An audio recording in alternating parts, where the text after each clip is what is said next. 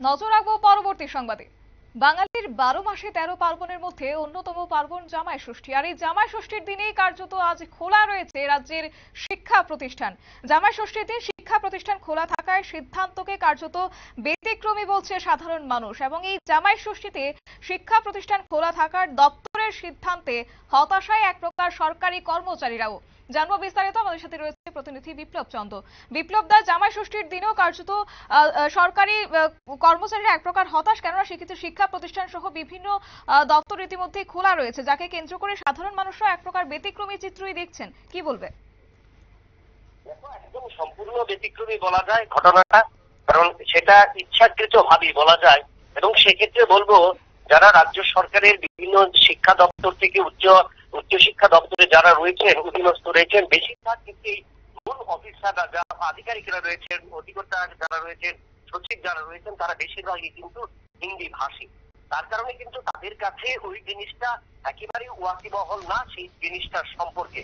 কারণ আমরা জানি যে বাঙালির 12 মাসের 13 পার্বণ যখন শুরু হয় বৈশাখ মাস থেকে, সেই ক্ষেত্রে কিন্তু এই জামাই ষষ্ঠী বা দিনটা কিন্তু সবচেয়ে বেশি তাৎপর্যপূর্ণ অনেকের কাছে, বাঙালিদের কাছে। তো সেই ক্ষেত্রে দেখা যায় সরকারি দপ্তর এবং রেস্ট্রিক্টেড রেখেছে বা স্কুলগুলিকে ছুটি রেখেছে। কিন্তু কেন স্কুলগুলো ছুটি? এবং এই ছুটি থাকার কারণে কিন্তু আজকে গড় হাজিরা যদি দেখা যায় প্রত্যেকটি স্কুলে একদম হাতে গোনা অল্প কয়েকজন। এবং সেই ক্ষেত্রে যারা প্রত্যেকদিন যে সমস্ত কারণে স্কুলে আসে বা সেই সমস্ত কারণ থেকে আজকের দিনে স্কুল ছুটি সম্ভবত ছুটি হওয়ার কথা, কারণ অতীতে আমরা দেখেছি অতীতের সময় এই জামাই ষষ্ঠী উপলক্ষে কিন্তু প্রত্যেক সময় স্কুল ছুটি থাকতো। কিন্তু আচমকা এই সিদ্ধান্তের ফলে কিন্তু সবচেয়ে বেশি হতাশাগ্রস্ত হয়েছে বিভিন্ন ক্ষেত্রে অভিভাবক থেকে শুরু করে ছাত্রছাত্রীরা। কারণ এক একটা দিন এক একটা ভাবে নতুন ভাবে পরিবর্তন করতে। বিপ্লব দা, দপ্তরের এই সিদ্ধান্ত কেন, সেই সম্পর্কে কিছু জানতে পারছো? কেন এই হঠাৎ করে এমন সিদ্ধান্ত বদল?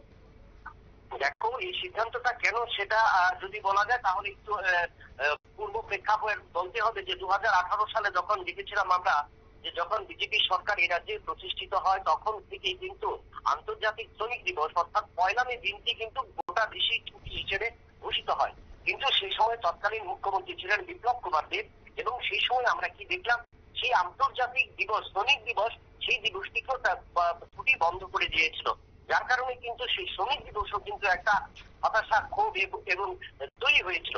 এবং সেই ক্ষেত্রে এবছরও সেই যে শিক্ষা দপ্তরের এই সিদ্ধান্ত, এবং শিক্ষা দপ্তরের এই সিদ্ধান্তটা বোঝা যাচ্ছে যে সেই ক্ষেত্রে হিন্দি ভাষী যারা অফিসাররা রয়েছেন তারা ওই সম্পর্কে অবগত না। আর রাজ্যের যারা এই সমস্ত আধিকারিকরা নিচ স্তরে রয়েছেন, সেই সমস্ত অফিসারদের তারা চুচু মেনে করতে করতে কিন্তু তাদের অভ্যস্ত হয়ে গেছে। কিন্তু সেই ক্ষেত্রে যখন ছুটির রুটিনটা হয়, সেক্ষেত্রে সরকারি যে ছুটি, বাৎসরিক ছুটির ক্যালেন্ডার হয়, সেই ছুটিতে কিন্তু প্রত্যেককেই কিন্তু অবগত করা হয়। কিন্তু রাজ্য সরকারের সেই সমস্ত ঊর্ধ্বস্তন কর্তৃপক্ষ যারা সাথে যোগাযোগ রয়েছে, যারা তাদের আস্তে বৃষ্টি জড়িয়ে রয়েছেন, তারা কিন্তু সেই সম্পর্কে কোনো কিছু বলতে পারেন না বা বলতে চান না। তারা সেই সমস্ত উচ্চপদস্থ আধিকারিকরা যে সমস্ত দিনগুলো চাপিয়ে দেন, সেইগুলোর উপরে কিন্তু তারা মেনে নেন। এবং যার কারণে কিন্তু আজকের এই দিনটা, এবং আজকের এই দিনটাতে প্রশ্ন হয়েছে যে কতটুকু স্কুল হয়েছে, আজকে কতটুকু অফিস হয়েছে, অফিস আদালত।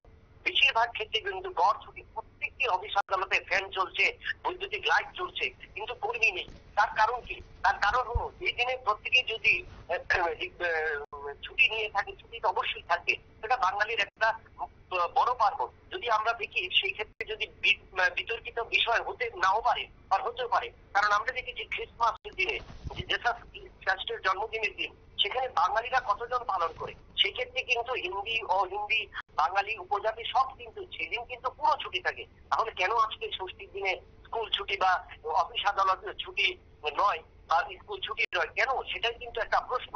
এবং তাতে বোঝা যায় যে রাজ্যের যে ক্রমান্বয়ে যে একের পর এক হিন্দি ভাষী অফিসাররা নিয়োগ হয়েছে, সেখানে রাজ্য সরকারের এই যে বিভিন্ন দপ্তরের যে অধিকর্তা বা উপ অধিকর্তা যারা রয়েছেন, তাদের যোগ্যতার অযোগ্যতা কিন্তু পরিষ্কার বা স্পষ্ট হয়ে উঠে আসছে।